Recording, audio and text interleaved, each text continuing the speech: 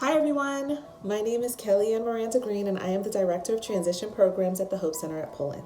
The Hope Center connects foster teens and former foster youth with the resources and support that they need for a successful transition to adulthood. The reason we focus on youth who are leaving the foster care system to enter the world of adulthood is that nationally, 1 out of 2 people experiencing homelessness report having lived in foster care, and within 18 months of leaving foster care, between 40 and 50% of foster youth become homeless. For that reason, when a former foster youth first enters our transition program, our top priority is to find them stable housing. We then work with them to meet their education, employment, and financial goals so that they can sustain that housing long term. Home is everything right now, and we just want to give a huge thank you to United Way of the Greater Triangle and everyone who donated to the Rapid Response Fund for helping our youth stay in their homes. At the start of the pandemic, 1/2 of our transition program clients lost their jobs, and of those that remained employed, 1/3 experienced a drastic cut in hours. Rapid response funds kept these newly unemployed young adults from sliding into homelessness and ensured that they remained well-nourished. Thank you so much for stepping in during this crisis. Now I'm going to give you guys a real-life story of a client who has benefited from this funding. When I met this client, she was very close to giving birth to her daughter. She was staying in a 3-bedroom house with about 9 or 10 people, so definitely not the ideal circumstance for a new mother to acclimate to motherhood and to begin raising her child. We were able to apply for one of the home TBRA vouchers that we are able to issue through our partnership with Wake County.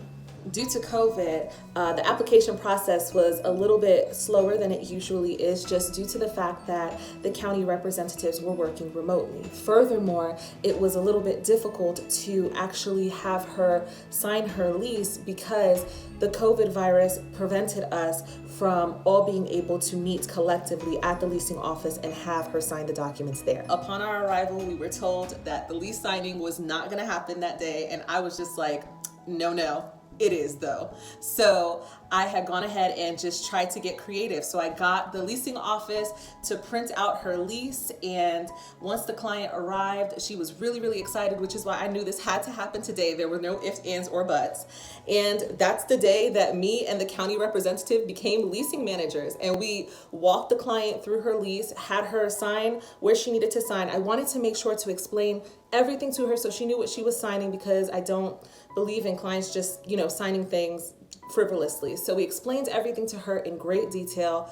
Then we had to go back to the leasing office and have them sign where they needed to sign.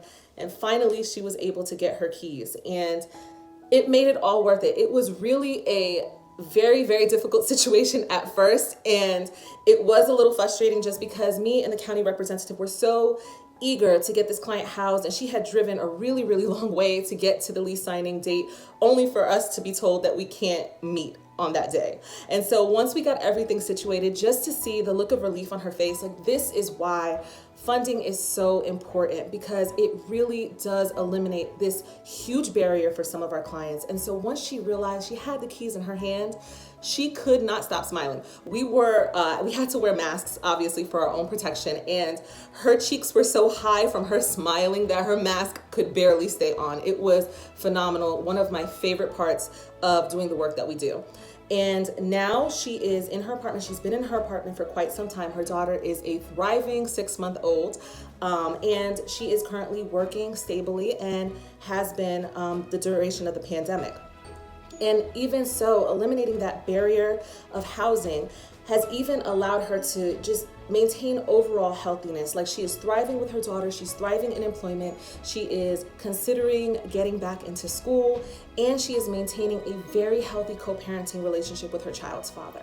And so this is exactly the type of thing that these funds help with. They help get these clients into a stable situation and help them thrive to become the young adults that we know that they can be.